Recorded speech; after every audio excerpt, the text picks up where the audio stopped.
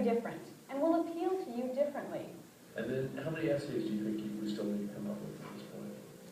You mean like just drafts or five? Drafts. I was a tutor and a mentor in after-school program in inner city Boston while I was in college, and would get on a shuttle bus and head over there and spend time, a couple hours usually, with elementary school age kids, helping them do their homework and kind of teaching skills. I really enjoyed that, and kind of seeing the kids kind of take off and become motivated by it definitely got me excited. Those experiences really kind of cemented in my mind that you can make a difference, and although I kind of know that in a general sense, given my parents' roles as teachers, I really kind of understood it firsthand from my own experience. So those experiences in college went a long way towards kind of really dedicating me to public service. Record the desired knowledge you'd like to use in your work. Now you have one column for content with 3 headings under it: values, skills, and knowledge and interests. Fill in your preferences in each category. Before the next episode, take a look at the occupations you've researched and try to identify the job content. Compare the content of these occupations to the content you've determined you want.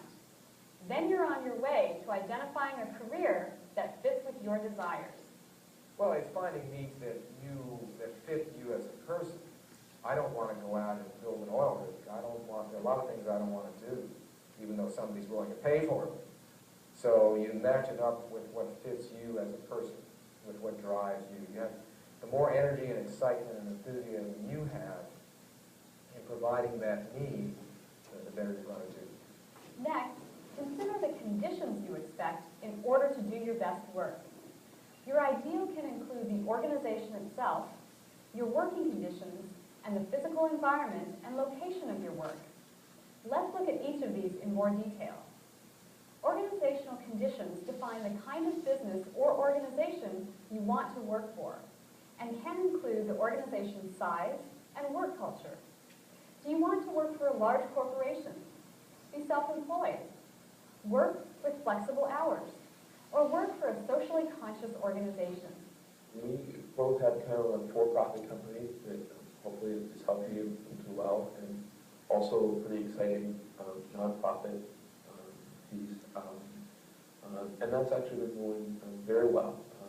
Many of those kids are kids who, to be fair, couldn't really afford our services, but we benefit just as much. And so that's been a lot of fun. And it's been a lot of fun to kind of see them kind of take advantage of new ideas and new opportunities. I think it's also can be just very encouraging to the whole school setting to see that there are other people outside of the school and outside of the student's family who care. List the qualities of your ideal organization. Working conditions directly affect how you do your work. Think about what you've learned about your personality. Do you prefer to work alone, with strict deadlines, with supervision, or some autonomy? The people that work here are just really down-to-earth, good quality people, and that's really important to me because that's how I want to learn. I want to learn from people that have had experience or people that haven't. And those people have the energy, and some people have the intelligence too. And combine both, it just makes the whole work environment that much better. Include your ideals here. Think about your preferred physical environment and the location you want to work in. Do you want to work outdoors? Must you have your own desk? What about an office? How about location? Are you willing to commute? Will you relocate? Are you only happy in the city, or do you want to work in a rural setting? Well, wanting to work outdoors is a preference. It's a statement about the kind of work situation that you're going to find most exciting and appealing. There are all kinds of jobs that take place outdoors, so I have to know something else about the person. Do you want to do labor work?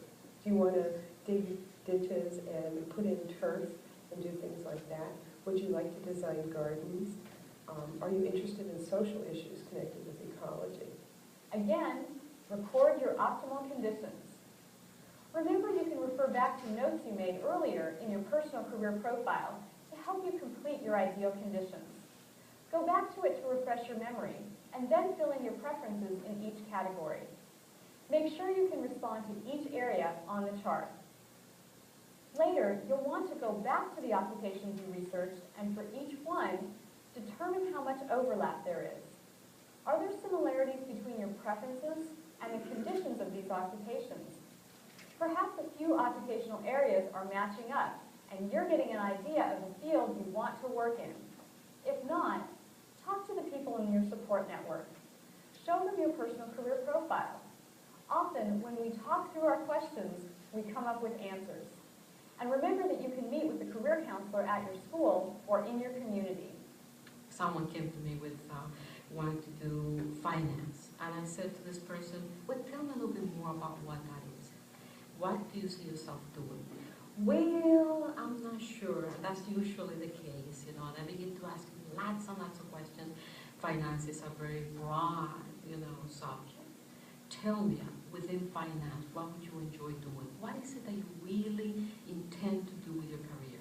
And in fact, that was one way, one entry way in which I was able to assist one student in getting an internship that will help them assess whether this is what they want to do.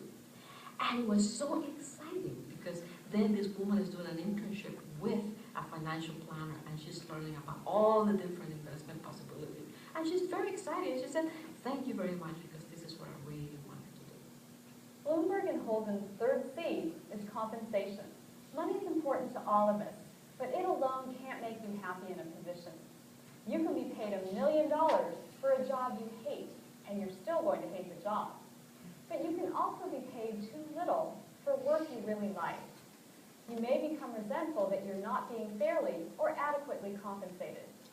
Only you can determine what an acceptable income is for you, one that will make you feel valued in your work. To determine your compensation needs, first figure what you need to earn. Use a budget, and you may want to think about savings. This should be your lowest acceptable salary. Next, use this as a baseline to figure out what you want to earn, and then what you would love to earn. Record your income needs. Compensation is more than just salary. It not only refers to the wages or salary you receive, but also includes benefits, bonuses, and commissions, as well as perks such as tuition reimbursement or a company car. Under benefits, list those you feel are essential. Health and dental are common, and how about childcare or extra vacation? Rank your benefits in order. Are some benefits so important that you'd be willing to accept a lower salary in exchange? People do also want to consider benefits, the other forms of compensation that are not direct pay, because they can compensate for whatever the pay is, such as health benefits, such as retirement pay, even such things as subsidies. A person might be subsidized for further education by the employer. Those things can really make a difference. And in your research, you want to find out what are typical practices, and then you want to ask a specific employer, what do you offer in these categories as a part of the total compensation package? Record your benefit needs and those that would be nice extras to have. Later, you'll want to compare your compensation expectations with the occupations you researched. The American Almanac of Salaries is an excellent resource to learn about average salaries for different occupations. Salaries are arranged by entry level, mid-level, and senior positions. This book is available at most libraries and career centers. And so you can find that out, about what kind of salary this particular occupation pays by doing that research. And also by looking at talking to some people again who are doing this type of work to find out the range of salary. And then figure out what is it that you need to earn. Because some people have said to me, well, the pay is not as important to me as it is, to get some satisfaction and to do something that I really enjoy doing. So again, it's that you have to look at yourself first and find out what your needs are. Once again, take the time to look at the occupations that you've researched by reading and talking to people. Try to identify the work content, conditions, and compensation of those occupations. Look at descriptions for typical jobs in that industry. You can often find examples in trade and professional association journals and on the internet. For each occupation you researched, write down what you think the content, conditions, and compensation are. Compare this information